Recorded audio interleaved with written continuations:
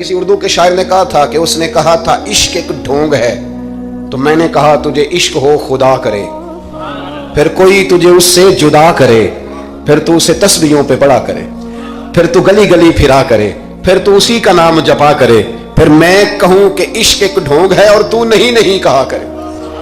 داتا گانجی بخش علی حجویری۔ داتا صاحب نے لکھا ہے، یہ آج کل کا جو جدید نوجوان طبقہ ہے وہ ذرا بات جلدی سمجھ جائے گا۔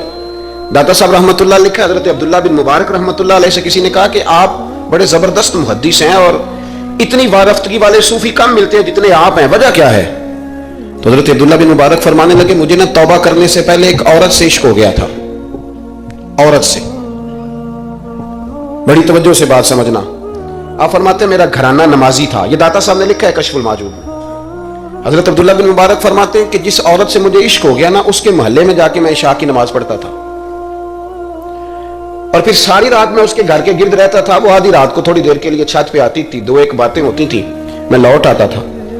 فرماتے ایک رات میں نے عشاء کی نماز اس کے محلے میں جا کے پڑھی، قاری صاحب نے نا کچھ آیات لمبی پڑھا دی تو مجھے غصہ آیا۔ کہہ دیتے نا لوگ مولویوں نے تو کام کو نہیں سامتے اور بھی ہیں، تو کہتے ہیں کہ نماز لمبی پڑھا دی تو مجھے غصہ آیا کہ جلدی پڑھاؤ۔ فرماتے ہیں نماز وہاں پڑھی، سخت سردی تھی، رات لمبی تھی، میں اس کے گھر کے گرد جا کے نا تو منڈلانے لگا کیونکہ مجھے اس سے محبت تھی۔ فرماتے ہیں کہ 1 گھنٹہ 2 گھنٹے 4 گھنٹے 5 گھنٹے حتیٰ کہ سحری کا وقت ہو گیا، اور پھوٹنے لگی، تو وہ نا بھاگتی بھاگتی چھت پہ آئی اور کہنے لگی کہ گھر میں رش بڑا ہے، مہمان زیادہ ہیں، آج بات نہیں ہو سکے گی۔ کہتے یہ لفظ کہتے وہ نیچے اتر گئی۔ جب میں وہاں سے واپس نکلا تو فجر کی اذان شروع ہو گئی۔ یوں سمجھ لیں کہ 13 گھنٹے 14 گھنٹے بیت گئے۔ حضرت عبداللہ بن مبارک فرماتے ہیں اچانک نہ میں نے اپنے دل پہ توجہ کی، ساری رات وہ آئی نہیں تھی پر مجھے اس پہ غصہ بھی کوئی نہیں آیا، مجھے وہ بری بھی نہیں لگی، ساری رات اس نے کھڑا رکھا لیکن میرے دل سے اتری بھی نہیں۔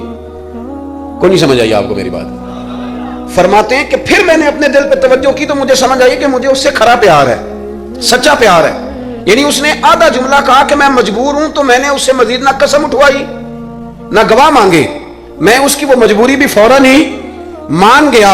تو جناب عبداللہ بن مبارک فرماتے ہیں کہ جب میں نے وضو کر کے مسجد میں جا کے 2 سنتیں پڑھی نا تو میرے اندر سے آواز آئی، عبداللہ اگر ایک بی بی کے لیے تو ساری رات کھڑا رہ سکتا ہے اور اس کی سخت بات سخت انتظار بھی تجھے غصہ نہیں دلاتا، اگر عورت کے عشق میں سارا کچھ ہو سکتا ہے تو رب رسول کے عشق میں بھی ہو سکتا ہے۔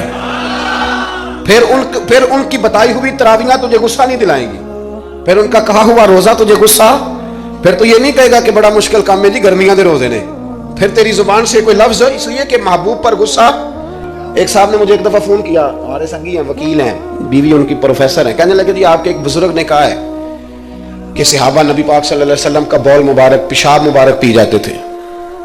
لوگوں کو بڑی جلدی ٹینشن ہونے لگ جاتی ہے ان چیزوں کی، بڑی جلدی، اس رستے کے مسافر نہیں نہ ہوتے، اس رستے کے مسافر نہیں۔ انہوں نے کہا جی کہ صحابہ حضور کا لعاب دہن اپنے چہرے پہ مال لیتے تھے، ناک سے اینٹ نکالتے تھے تو مال لیتے تھے، یہ کیسے ہو سکتا ہے؟ میں نے ان سے کہا کہ تمہاری عقل میں بات نہیں آئے گی، تمہارا شعبہ نہیں نا، تمہارا یہ شعبہ۔ کہنے لگے آپ سمجھا دیں، تو میں نے کہا بھائی سنو، آپ کی بیوی امیر خاندان سے ہے، ہماری بچیاں جو پڑھی لکھی ہوتی ہیں نا امیر خاندان سے ہوتی ہیں، یہ جب کسی کے گھر جاتی ہیں نا تو ان کا بچہ پیشاب کر دے تو انہیں بڑی بدبو آتی ہے، اور اگر وہ کہہ کر دے تو یہ بھی کہہ کرنے لگ جاتی ہیں، ہوتا ہے کہ نہیں ہوتا؟ اور گھر آ کے کہتی ہیں وہ بڑے جاہل ہیں، صفائی نہیں کرتے۔